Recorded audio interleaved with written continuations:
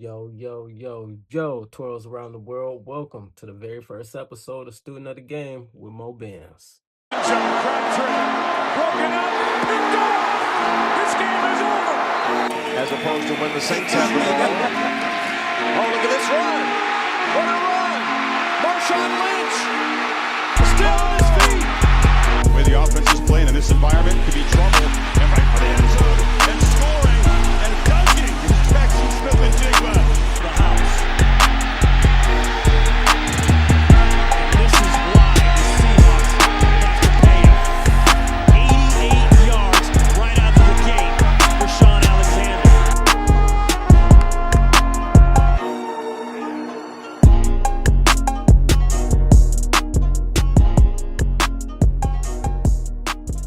I'm excited to get this started, man. Most people know me for doing music, but if you really know me, then you know the real deep love I have for sports, man. I played organized team football from 7 years old up in the freshman year of high school, and you couldn't tell me I wasn't going to the league as a running back, but look, life had different plans for me. That never stopped my love or fandom for the game, no, like, albeit I didn't play at the highest level, I got plenty of football experience, so I know what it's like to study the game. I know what it's like to be a true student of the game. Hence the name of this motherfucking show. Being born and raised in Seattle, though, I've grown up a lifelong Seahawks fan, so I fully understand how slept on we are as an organization up here, man.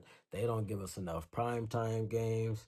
They don't put us on shows like Hard Knocks. They don't do enough player docs. They don't do enough segments on our team. But they want to keep hyping up these weak-ass teams every year like the Cowboys, weak-ass Niners, fucking the Bills, the Ravens. Shout out to Lamar, one of my favorite quarterbacks in the league, but facts is facts. So I'm here to provide more Hawks talk for my fellow 12s, man. Every week, as I'm going to be breaking down each matchup ahead of the week's upcoming game. We're going to look at some stats. We might break down some film. And at the end of the show, I'm going to give you guys my prediction and a Seahawks positive bet to take away for the end of the game from my sports bettors out there, man. I'm trying to get y'all some moolah. That being said, let's get to it, man. We have the biggest game of this NFL season so far here in Week 11, which is not a primetime game. Of course, right? What a shot, huh? So, yeah, biggest game of the NFL season this year, man. We have our Seattle Seahawks versus the NFC West rival, Los Angeles Rams, okay? Both teams come in at 7-2, tied for first place in the division. Seahawks are number one since they have a better record against conference opponents. Both teams come into this game high on 4-game win streaks. Both teams have top 5 scoring offenses. Seahawks at third, putting up 31 points a game. Rams at fifth, putting up 28 points a game. Both teams come into this game with top 10 scoring defenses. The Rams at number 2 in the league, allowing 17 points per game. Seahawks at number 6 in the league, allowing 19 points per game. Both teams come into the game with quarterbacks playing at MVP caliber levels in Sam Darnold and Matthew Stafford. So who wins this game, right? I'm going to tell you exactly why our Seattle Seahawks are going to win this game Sunday. I think I've given enough stats, man. We going off pure eye test now, you feel me? What do you see when you watch this team? What's the energy like? I just seen the arena the other day. I seen Aqib Talib say something about the look, the feel of a Super Bowl team. Go ahead and check this out. The confidence that they play with is just written all over the team. And that's the kind of stuff that I look for, man. Maybe not QBR, quarterback rating, and I'm going to look at what you're doing against this run, and let me see that confidence ooze off your team. You know what I'm saying? Let me see how y'all play as a team, how it look. I don't know, maybe I got that Super Bowl eye, you know what I'm saying? Maybe all the playoff games I've been in. You know how that shit go, Kenzie. I'm sure I just been around it, so I'm telling you, it look a certain way. Now, I got one more clip for y'all from head coach Mike McDonald in the locker room after our victory over the Texans on Monday Night Football a few weeks ago. This game was about death zone football, okay? Our style of ball, having each other's back from the first down to the last down. That is complimentary ball. Hey, just imagine, man. Imagine when it's all 3 phases clicking, okay? Imagine, okay? And we're gonna attack the shit out of it. But that's how we operate, guys. We have each other's backs at all times, no flinch, okay? Friggin' mob ties all the way, okay? And that's how you guys operate. Imagine when it's all clicking, right? Did you hear the players when he said that shit? They felt that shit. They believed that shit.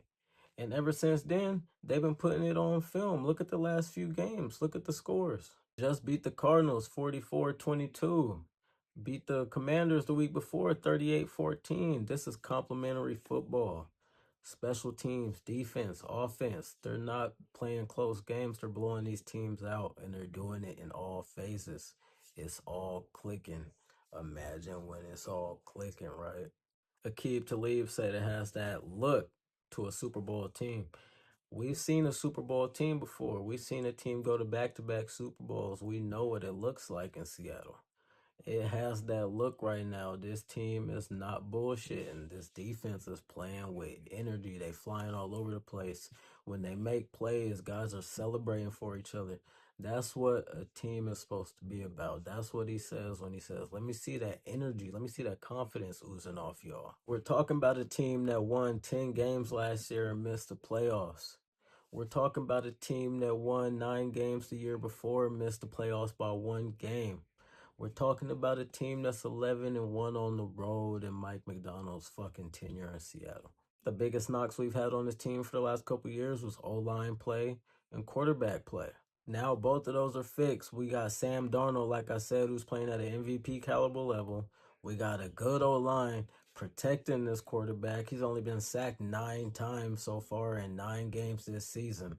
The man got sacked like 9 times in the game last year versus the Rams, right? You know, you got Stephen A out here who won't let that shit go. Oh, he lost against the Rams last year. Oh, he lost against the Lions. That's okay. This is a new year. This is a new team. He's got a new mentality. And I'm going to go ahead. I'm taking my Seahawks to win this game this week, man. I'm going to give y'all a final score of 28-17. I do expect it to be a tough matchup, but I expect Seattle to pull it out. I think we have a better team on paper, and they're going to show that shit on the field Sunday. I think they got a point to prove.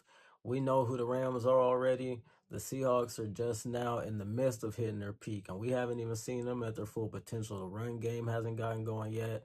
I think this might be a game for K9, man. Watch out for K9. I think he's going to show up this week for the run game. All right, referring to ESPN Bet Sportsbook here, the Seahawks are plus 3.5 point underdogs for this week. The total for points is 48.5 on the over-under. Seahawks money line is plus 155. That means if you bet $100 on the Seahawks to win, you'll win $155.